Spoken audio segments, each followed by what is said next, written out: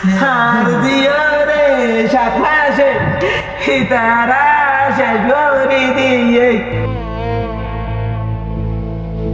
মেয়ে রূপঙ্কা বড়ুয়ার লিখে যাওয়া ডায়েরি খুলে এভাবে আহাজারি করছেন মা, যেখানে রূপঙ্কা কবিতা ও গানের আদলে লিখে রেখেছেন মনের সুপ্ত বেদনাগুলো।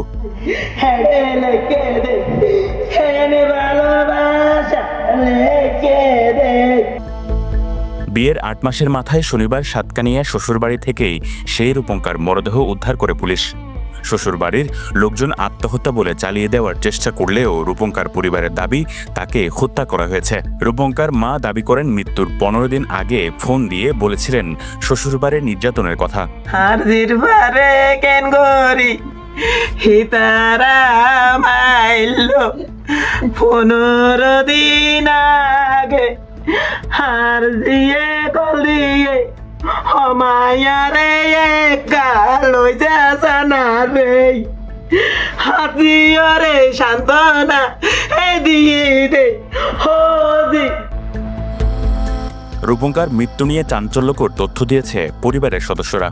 তারা দাবি করেন বিয়ের পর থেকে রূপঙ্কার সংসারে অশান্তি শুরু হয়। রূপঙ্কা তাদের কাছে জানিয়েছিলেন বিয়ের পরপরই শ্বশুরের কুনজরে পড়েন তিনি। বিষয়টি নিয়ে দিন দিন অশান্তির মাত্রা বেড়ে গেলেও সুরাহা পাননি।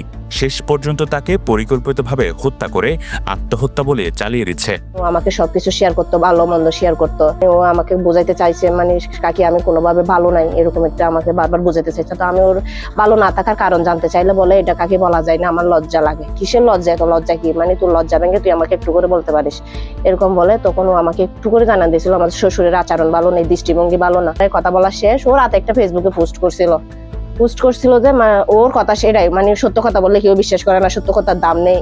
আমি আর ওর সাথে তো কথাও না বাড়ি, আমি একটা সেটিয়েট দিয়ে আমি ঘুমাই গেছিলাম। এখন পরে সকালে শুনি ওর মৃত্যু হয়েছে।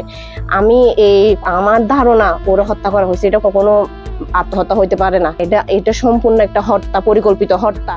রোববার ময়নাতদন্ত শেষে রূপঙ্কার অন্ত্যেষ্টিক্রিয়া সম্পন্ন হয়। এ সময় শোকের ছায়া নেমে আসে এলাকা জুড়ে। সবাই চান সঠিক তদন্তের মাধ্যমে বিচার। মেয়েটি খুবই শান্তশিষ্ট ছিল এবং খুবই অমায়িক একটি মেয়ে ছিল। আত্মহত্যা যদি হয় এটা সঠিক তদন্তের মাধ্যমে এবং প্রশাসন সুস্থ মনিটরিং করে এটি যদি তদন্ত করে আবারও পুনরায় অপরাধী যে হোক না কেন এটা আইনের আওতায় আনতে হবে।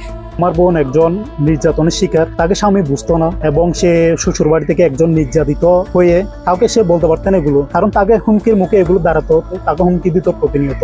আমি সরকারের কাছে জানি একটা সত্য তদন্ত করে সুস্থ একটা বিচারের জন্য। ফেসবুকের পরিচয়ে শুরু হয়েছিল রূপঙ্কা বড়ুয়া টিপন বড়ুয়ার গল্প। রামুর মিঠাছড়ি বড়ুয়াপাড়ার ধন বড়ুয়ার মেয়ে রূপঙ্কা আর সাতকানিয়ার উত্তর ঢ্যামসা বড়ুয়াপাড়ার কনক বড়ুয়ার ছেলে টিপন। প্রথমে বন্ধুত্ব, তারপর প্রেম। 2024 সালের 8 ডিসেম্বর প্রিয় মানুষ টিপনের হাত ধরে বিয়ের সম্পর্কে আবদ্ধ হয় রূপঙ্কা।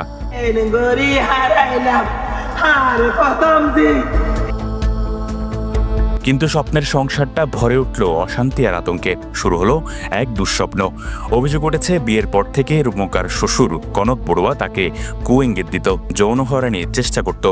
রূপঙ্কা অস্বীকার করলে নেমে আসে অমানবিক নির্যাতন।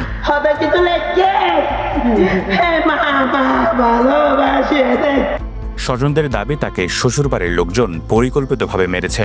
ওর চোখ খারাপ আর মায়ারে হইব বলে মোবাইল মাছ সাইজে দেয়, হইব বলে আর জিওরে কি করে দেয় মারি ফেলে যেতে।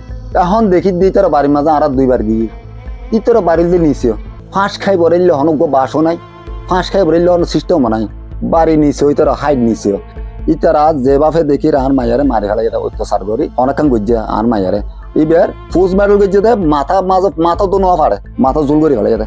এদিকে টিপনের পরিবারের দাবি রূপঙ্কা আত্মহত্যা করেছে, কিন্তু রূপঙ্কার পরিবার বলছে এটা হত্যা অথবা নির্যাতনের শিকার হয়ে আত্মহত্যা।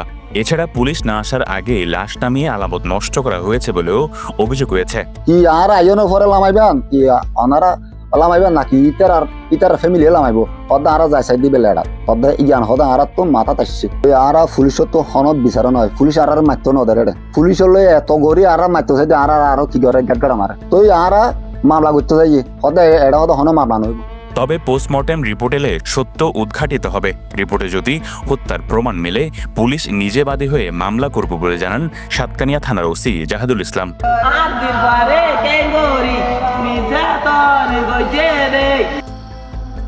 19 বছরের রূপঙ্কা একটি ভরা জীবন, ভরা স্বপ্ন। আজ সে নেই, কিন্তু থেকে গেছে প্রশ্ন, থেকে গেছে বিচারহীনতার যন্ত্রণা। গ্রামবাসীর দাবি রূপঙ্কার মৃত্যুর সঠিক তদন্ত হোক, দোষীদের শাস্তি হোক।